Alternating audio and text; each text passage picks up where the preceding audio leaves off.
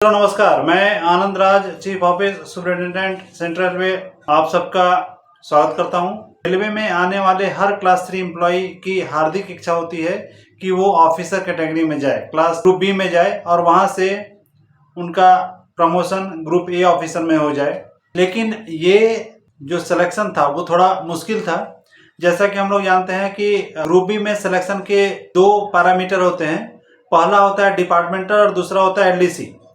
Departmental selection में seniority को महत्व दिया जाता है और कार्मिक शाखा पर्सनल डिपार्टमेंट को छोड़ करके बाकी जितने भी सिलेक्शन होते हैं उसमें जो डिपार्टमेंटल सिलेक्शन होता है उसमें कर्मचारियों की सीनियरिटी बनाई जाती है जोनल सीनियरिटी, और जोनल सीनियरिटी में जितना पोस्ट है उसके एवरेज में एम्प्लॉय को सिलेक्शन के लिए बुलाया जाता था। जैसे अगर एओम का एग्जाम है तो एओम में अगर 2 पोस्ट आए हैं तो वैसे में जोनल सीनियरिटी पूरे जोन की एक सीनियरिटी बनती थी और उस सीनियरिटी में 8 या 9 आदमी को बुलाया जाता था एग्जाम के लिए और उन्हीं 8 या 9 लोगों में ही उनका सिलेक्शन होता था।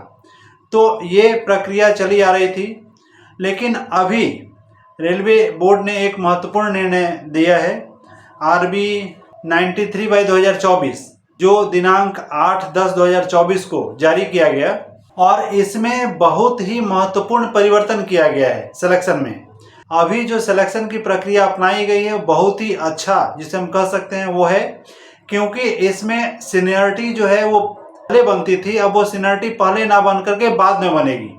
ऐसा पर्सनल डिपार्टमेंट में किया जाता है। अभी प्रक्रिया ऐसी होगी कि जो भी कर्मचारी ग्रुप बी का एग्जाम देना चाहते हैं वो फॉर्म भरेंगे।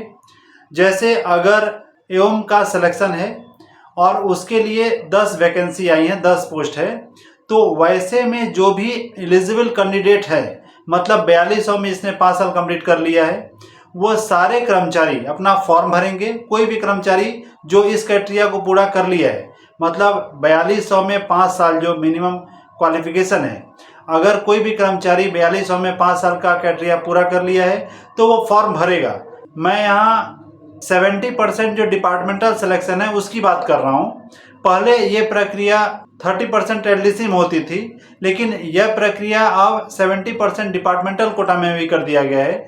मतलब कोई भी कर्मचारी जो एलिजिबल है वो अपना फॉर्म भरेगा, फॉर्म के बाद उनका एग्जाम होगा, एग्जाम के बाद जो पास हो जाते हैं उनकी सीनियरिटी बनाई जाएगी। सपोज करिए कि अगर 1000 कर्मचारी एग्जाम दिए हैं, उसमें अगर 50 कर्मचारी पास होते हैं तो उन 50 कर्मचारी की सीनियरिटी बनेगी और उसी सीनियरिटी के आधार पर उनका सिलेक्शन होगा।